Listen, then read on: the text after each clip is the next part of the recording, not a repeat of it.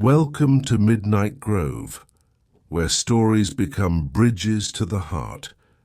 Tonight's tale is The Unwritten Letter, a story of a young girl named Evelyn who uncovers unsent letters from her late grandmother and embarks on a journey to deliver them. Through these letters, Evelyn learns the profound power of words and the timeless importance of forgiveness and connection. Settle in, relax, and let this story guide you into a peaceful night. Chapter 1: Whispers in the Attic. Evelyn Dawson hated attics. They were dusty, dark, and full of forgotten things. Old boxes that spilled out broken trinkets, cobwebs that seemed to appear out of nowhere, and the unmistakable scent of stale air and mothballs.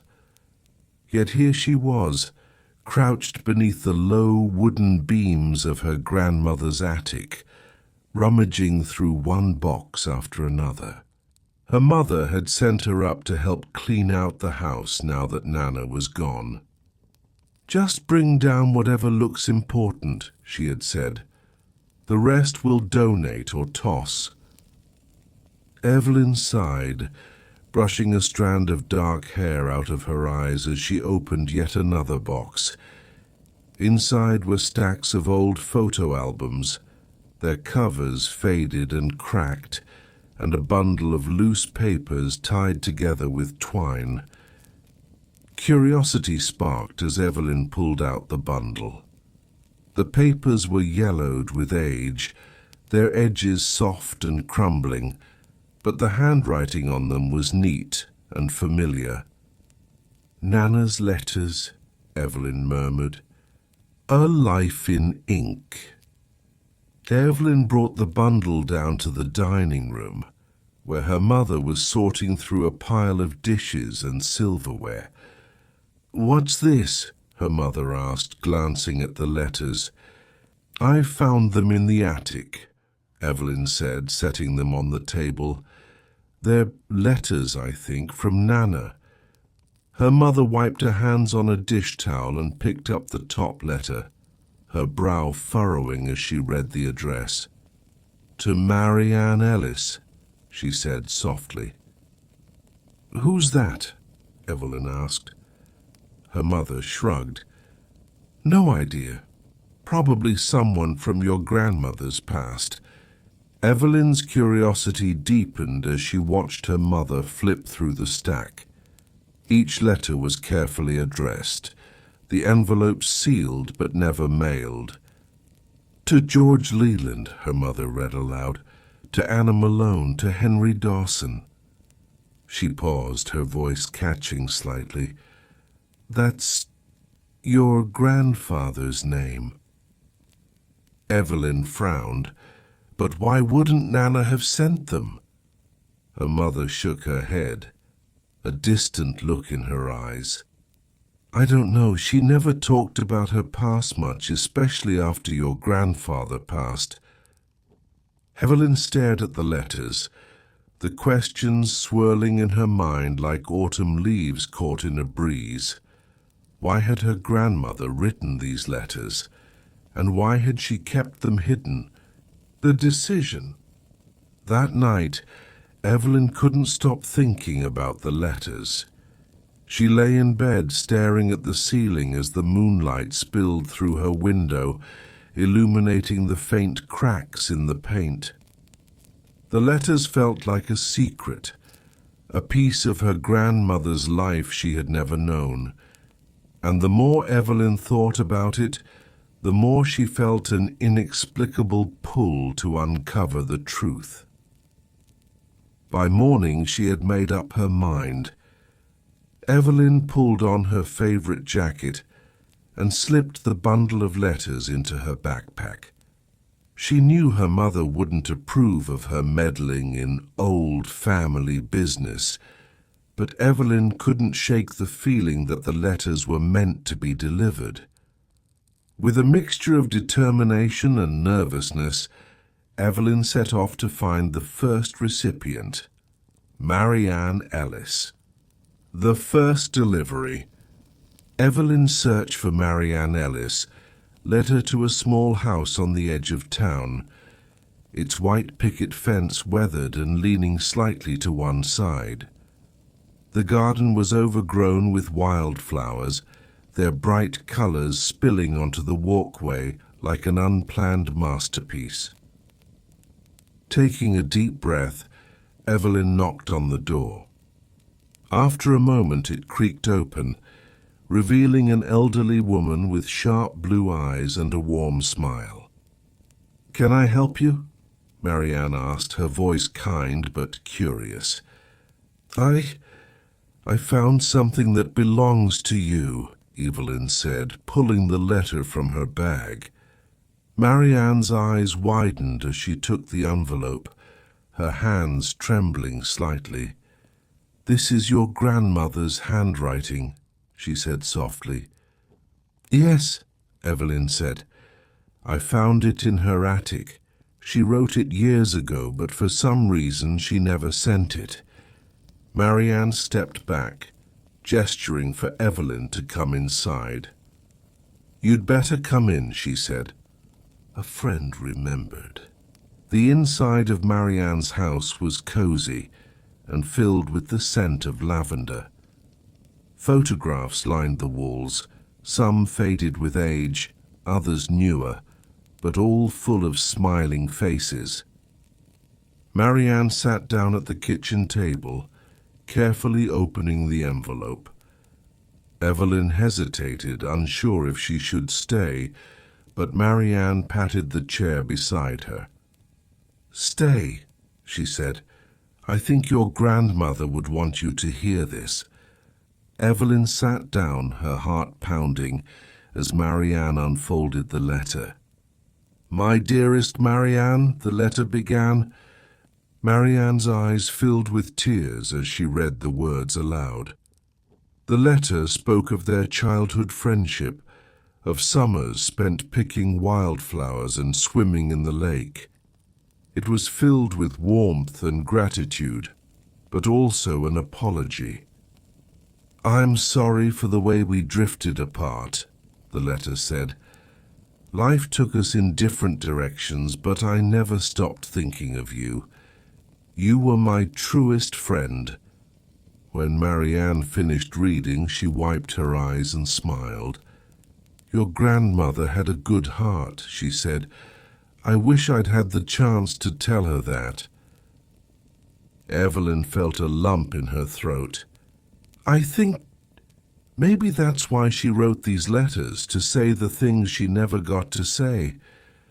Marianne nodded, placing the letter carefully back in its envelope. "It means the world to me that you brought this," she said. "Thank you, Evelyn." A new purpose. As Evelyn walked home, the weight of the letters in her backpack felt heavier, but in a good way. She thought about her grandmother, about the life she had lived and the people she had touched. The letters were more than just words on paper.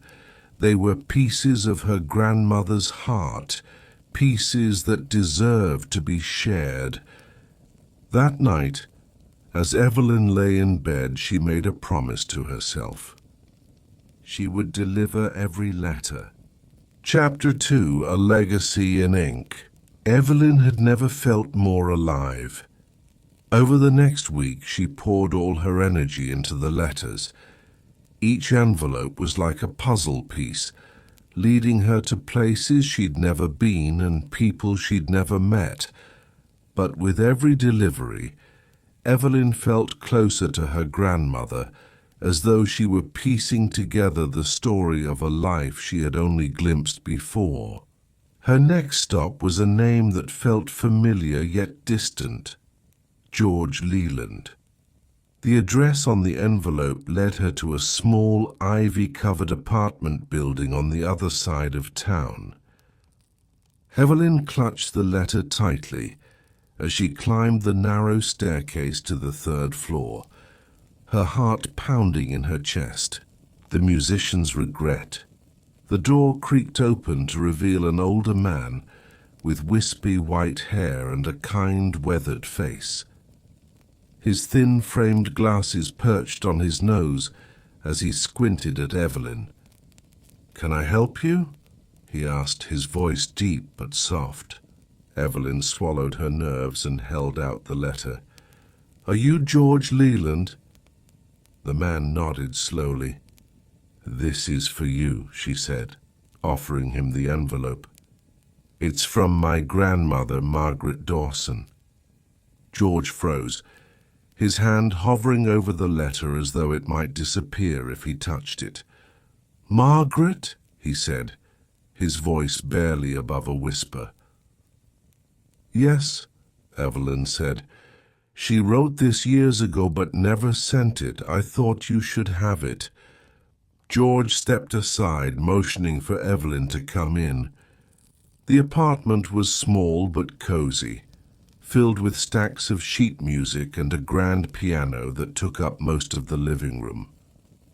George sat down at the piano bench, the letter trembling in his hands. "She always loved music," he said, almost to himself. "I used to play for her when we were younger." Evelyn watched as he opened the letter, his eyes scanning the page. "My dear George," the letter began, "I've carried so much guilt for so many years and I can't let it go any longer. I'm sorry for leaving without saying goodbye. You deserved better, and I hope you found the happiness I couldn't give you." George's hands shook as he finished the letter. She was the love of my life," he said, tears welling in his eyes.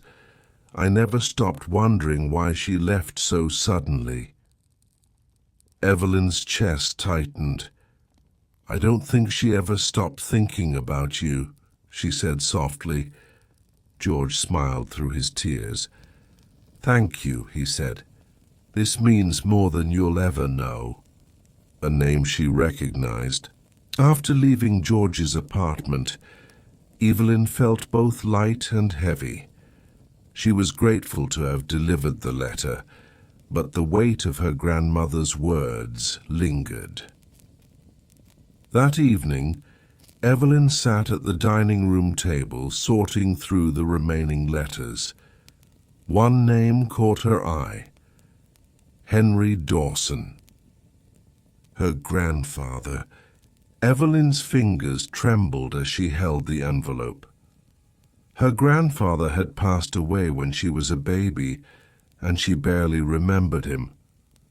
Her mother didn't talk about him much, and Evelyn had always assumed it was because the memories were too painful. "What did she write to you?" Evelyn whispered to the envelope. The forgotten sibling. Before she could dwell on her grandfather's letter, Evelyn turned her attention to another name: Anna Malone. The address led her to a cheerful-looking yellow house with a wide porch and flower boxes brimming with marigolds. A woman in her 60s answered the door, her short hair streaked with gray. "Anna Malone?" Evelyn asked. The woman nodded. Evelyn handed her the envelope. "This is from my grandmother, Margaret Dawson." Anna's eyes widened as she took the letter. "Margaret," she said, her voice tinged with both surprise and emotion. "Did you know her?" Evelyn asked. Anna invited Evelyn inside, and as they sat in the cozy living room, she explained. "Margaret was my sister," Anna said, "but we haven't spoken in decades." Evelyn's jaw dropped. "You're my great-aunt?" Anna nodded, her eyes glistening with tears. "We had a falling out when we were younger. I don't even remember what it was about anymore, but we were both too stubborn to make amends." Anna opened the letter, her hands shaking. "Dear Anna," the letter began, "I've missed you every day since we stopped speaking. I was too proud to say it then, but I was wrong. You were my sister, my closest friend, and I let my pride get in the way. I hope it's not too late to say I'm sorry." Anna's tears fell freely as she read the letter aloud. "She was always so strong, but I think she carried a lot of regret," she said. Evelyn felt a lump in her throat. "She wanted you to know she still cared," she said. Anna smiled through her tears. "Thank you for bringing this to me," she said. "It's never too late to heal, even if it's just in your heart." The final letter. Days turned into weeks as Evelyn delivered each letter, uncovering pieces of her grandmother's life with every stop. But one letter remained, the one addressed to her grandfather. Evelyn sat alone in her room, staring at the envelope. What could her grandmother have written to someone who was no longer alive? Finally, unable to resist, Evelyn opened the letter. "My dearest Henry," it began, "I've spent a lifetime loving you, and a lifetime wishing I could have said it more. I hope you knew how much you meant to me, even when I didn't show it. You were my strength, my light, and my greatest joy. I wish I had told you that more often. Wherever you are, I hope you know how much I miss you." Evelyn wiped her eyes as she read the letter again and again. It was a love letter, simple and pure, a testament to the bond her grandparents had shared. She folded the letter carefully and tucked it back into the envelope. Carrying the legacy. Evelyn shared her discoveries with her mother, who listened with tears in her eyes. Together they created a scrapbook of the letters, preserving her grandmother's words and the stories behind them. Through the letters, Evelyn had learned not just about her grandmother, but about herself. She had discovered the power of words, the importance of connection, and the courage it took to make amends. Her grandmother's letters had been unwritten for years, but now they were a legacy, a reminder that it's never too late to reach out, to heal, and to say what matters most. Thank you for joining us at Midnight Grove for the Unwritten Letter. Evelyn's story reminds us that it's never too late to heal, to reach out, or to say the words that matter most. As you drift into sleep, may this story leave you with a sense of warmth, connection, and hope. Sweet dreams, and we'll see you next time for another heartfelt bedtime story.